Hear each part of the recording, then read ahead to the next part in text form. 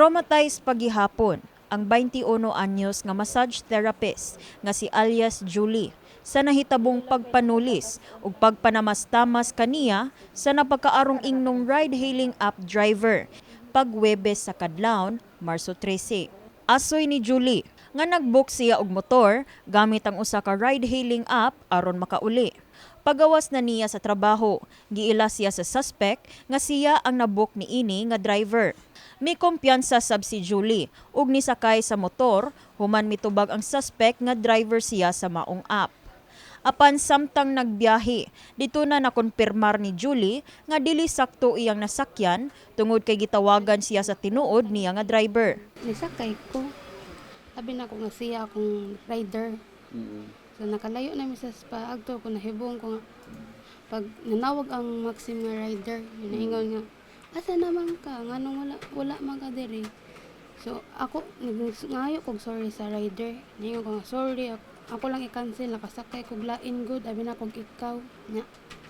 Abi man ako habal-habal sa siya nga kanang okay ra ba tarong man siya disinti siya tanawon. Asoy sa biktima nga mihangyo ang driver nga muhunong usa sa may bridge sa South Road Properties kon SRP aron mangihi. Pipila ka minuto ang milabay. Dito na kini mideklarar og tulis ang suspect ug milugos sa biktima.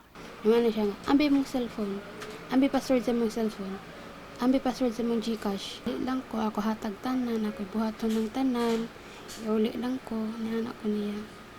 Human, siya, imong buhaton ng tanan? Ako, kubuhaton ng tanan, basta imo lang ko. Iuli lang jud ko. Anak ko ay ko patya. Anak ko niya, yung anak din siya. Sige, ta. Nadakpan ang suspect ug gitanggong karon sa Mambaling Police Station 11. Nasubay ang gikahimutangan sa suspect human nga nakahatag si Julie og plate number sa motor sa suspect. Nasayran nga ang 22 anyos nga suspect usa ka second-year college student ug residente sa barangay Poblasyon sa Dakbayan sa Talisay ug nag-sideline isip ride-hailing motorcycle driver. Mibutyag ang Deputy City Director for Operations sa Cebu City Police Office kon CCPO, Police Lieutenant Colonel Maria Teresa Makatangay sa detalye sa pagdakop sa suspect.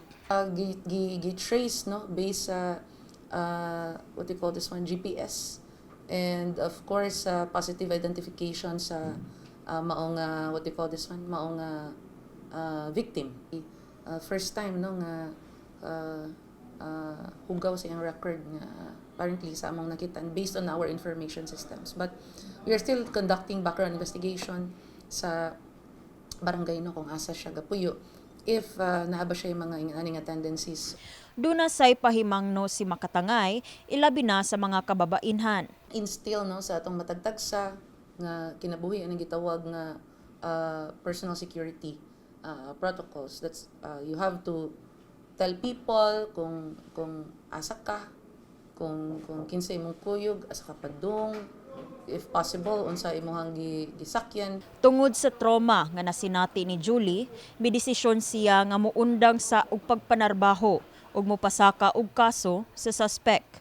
Kini si Elaiza Peñaranda alang sa My TV, Cebu.